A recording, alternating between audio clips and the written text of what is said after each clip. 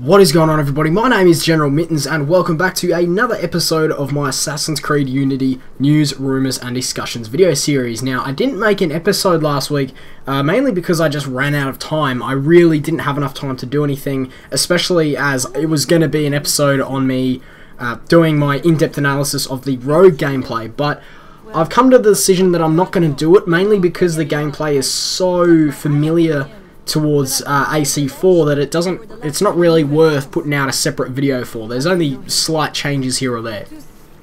So what I'm going to be talking about in this episode is the leaked beta gameplay of Assassin's Creed Unity. Now, I have watched the video. I do have the video actually downloaded on my computer. Unfortunately, I can't show you any gameplay, so I'm giving you some generic just AC4 gameplay here. Hopefully, if that's what I decide to put up, but yeah, I can't actually put up the video because it will be taken down. So I'm just going to talk about it. I can't even show screenshots, so I'm just going to talk about what what happened in the video and what I noticed about the video itself. So basically, it's 11 minutes of just running around doing random shit. So just climbing, talking to someone where you can buy clothes and weapons from, walking through crowds, that kind of thing. And it starts off with ARNO running past one of the main characters who was in the Gamescom single-player gameplay. And he ran past, and the little window popped up where it's like, here's the mission, here's the difficulty. But there was two options to play. So you could play like in public, or you could play privately. So I think that might have been a co-op mission, because you could invite players as well. But that was a nice little touch there. Now, something that I did notice about the gameplay is that ARNO actually, he went into a building and there was a bunch of posh people standing around in groups, but you couldn't actually hear them speak. They were, I'd expect them to be speaking, but you couldn't actually hear anything. It was really weird. It was just dead. You can hear people speak when you're outside on the, on the streets. That's fine. You can hear them speak. You can hear crowd noise, but you just couldn't hear them like talk, or you couldn't hear anything of that scene, which was really, really weird. Now, something that was even more fucking weird was ARNO actually disguised himself while standing next to like a group of civilians in that room. And what I mean by disguise is he literally did the whole Assassin's Creed multiplayer disguise where you literally just go vroom, and then you're that character. It was really weird. There was no taking off clothes or anything, swapping over uniforms. It was literally just vroom, and there you are, you're a civilian, and it was really weird. It wore off after a while, but that got me sort of, I didn't know what to think of that, really. I didn't know if that was like an Animus hack that's in this new Helix database, but further on in the video, when he actually goes to buy stuff from this guy, it's actually a skill, so you can have an active skill. Now, I don't know if that's just for, like, co-op missions, or if that's just for free roam, but it was there, and it sort of, it was disguised, but it sort of made me a little bit worried, because I didn't really like having the skills in Assassin's Creed multiplayer. I thought they were, it was just too unfair, really. Well, not really unfair, it just altered the game in a way that I didn't think was really fair, because the whole premise of the game was to be the sneakiest, the most discreet player, and yet people have got these perks that make them, really, really fast, or be able to, I don't know, spot people quicker, and it sort of defeated the purpose, really.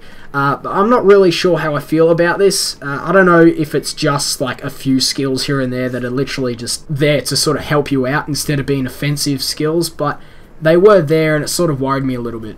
Now, another thing that I noticed while the person was actually buying stuff was the menus that were there. So you could buy your weapons, like your guns and swords and all that, but it was actually like a loadout. So you might be able to have preset loadouts of, separate weapons and skills and pistols and all that, and just literally apply it then and there instead of having to go through and, pick out your different weapons. So if you feel like running around with an axe, you don't have to go, alright, I want an axe, and now I want a more powerful pistol, and now I want a different skill. You can literally just go loadout 2, bam, and then you're there.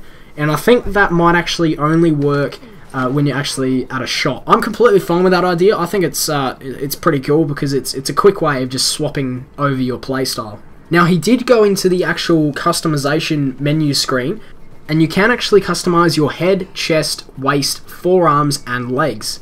And you can also customize the colors across the board. I don't know if you can actually customize colors on separate items. I don't think you can. And I wish they let that happen, like you could customize your separate pieces, but that sort of stops people from having like a hot pink hood with bright yellow gloves. You know, it keeps it in the realistic style of Assassin's Creed. And there is also an outfit section which is really awesome in this game. So you can actually dress up as previous assassins, and this is something that I've wanted for a while because all the other Assassin's Creed games basically have this, but it's just they're always missing certain characters that I've always wanted. And you can actually dress up as Altair, Bellic, who is the Master Assassin person from the Gamescom trailer, Ezio, Connor, Edward, Shay from the new Assassin's Creed Rogue, and then there's ARNO, and then there's also a McFarlane figure assassin outfit. I don't know what that looks like. And then there's also Thomas de Carleon's Master Assassin outfit, who I believe was from the Crusades. That was just something that really impressed me. I like dressing up as the previous assassins, that's pretty fun. And then there's also two separate squares that weren't actually shown, so I don't know what they are, but I guess we'll just have to find out when the game comes out. Now, as he was playing on, I did notice there was the usual Assassin's Creed glitchiness when climbing and dropping. So there was the thing where you drop from a certain level of a building, you land on another level of a building, and you do your little parkour roll, but you're, rolling into a wall. So there's that little glitch there. There's also a few navigation tricks where instead of climbing up to a beam, he climbs up like next to a window. It's sort of hard to explain, but this guy's trying to climb up onto a beam, but instead he's climbing up into a window. It's sort of in the same spot, so I guess it's just a poor design choice from the creators. But it was there, it was noticeable. Another thing that was there was character Poppin. Now, I don't know if this is probably just because it's beta gameplay. I have no idea how old this gameplay is, like what model of Assassin's Creed Unity this game's been played on. But it was there, the characters did pop in, sometimes like when you were ridiculously close, like right next to them. That could just be because of the beta gameplay and because they were playing on a, like a half-finished version. But it was there and it was noticeable. Now, we did see a lot of character popping in Assassin's Creed 4, well, at least on PC. And they sort of faded in with all the trees and shit. But hopefully we don't see that in the full game.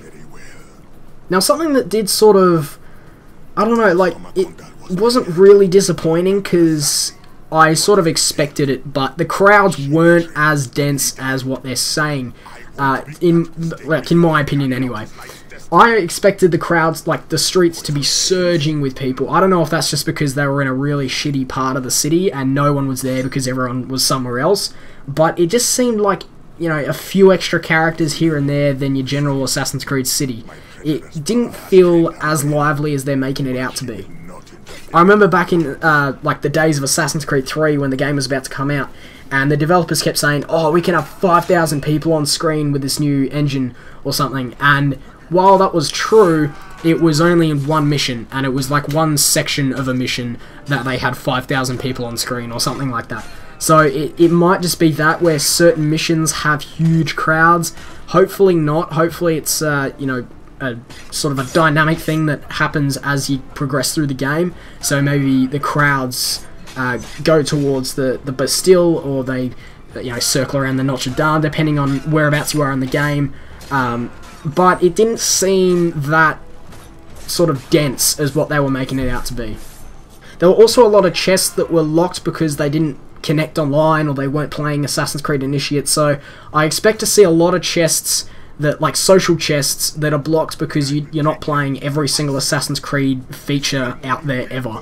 So that's going to annoy some people. I'm fine with it because I generally go on those things anyway, but still it is there. And again with the climbing, there's also just weird glitches here and there where they clip between certain buildings, so sometimes he'd be running on like a pointed roof, and then he'd try to get on a flat one and he'd just sort of drop in between. It was really weird. He popped out eventually, so it wasn't like he was stuck there forever, but it was there. Now later on in the game, the actual footage does seem to look like a beta that the developers would play on, because a lot of the pointed hats turned purple. That sort of developer purple where the textures aren't really there. There's also a lot of, there's like a huge building that he goes into, I don't know the name of it, but it's really big, and he goes inside and it's raining at the time, and if he looks up, you can sort of see the rain on the, like, coming through. It's not necessarily raining inside, it's just sort of, you can see the little rain droplets right up the top of the roof as they're coming down, but they stop before it hits like the inside. It's really hard to explain because it's more of a perspective thing where the camera's looking up and the roof is all like dark and you can see the rain coming in, but as like you go down the screen and the room gets lighter, the drops disappear. It's really weird. So that does lead me to believe that the game is a very early beta build and it's not the actual build that they're using at the moment. But still, those glitches were there, so I don't expect to see any of that in the full game, because it has been delayed an extra 2 weeks, so I do believe that all of that will be cleaned up by the time the game comes out. And that's basically all that happened in the video. It was a lot of climbing, a lot of running, just going through the city. It was pretty awesome. There was quite a big contrast between, the rich areas of the buildings and all that, and then the poor slum areas of the outside world. So it was pretty awesome to see. It is beta gameplay. I'm fairly certain the game was a few months younger than what it is at the moment, but still it was quite an interesting thing to see because it was non-scripted. It was just being played by a normal person, so there wasn't any scripting going on or anything like that. It was just raw gameplay, and it was pretty awesome to see. Graphically, I think the game looks alright. It doesn't look like it's been downgraded at all, but still, the footage was kind of, I think it was 480p, so it's really hard to tell if it has been downgraded, but hopefully not. Either way, that's it for this video. I hope you enjoyed. I hope you excused my voice. I've actually just been screaming a lot recently playing Counter-Strike, and I can't speak properly because those were a tense few games. They were. Playing competitively does not help the voice box. Oh man. Anyway, thank you very much for watching this video. If you liked it, give it a like. If you want to see more, definitely hit the subscribe button because I will be uploading weekly. Now once again, thank you very much for watching this video. My name is General Mittens, and I'll see you in the next episode.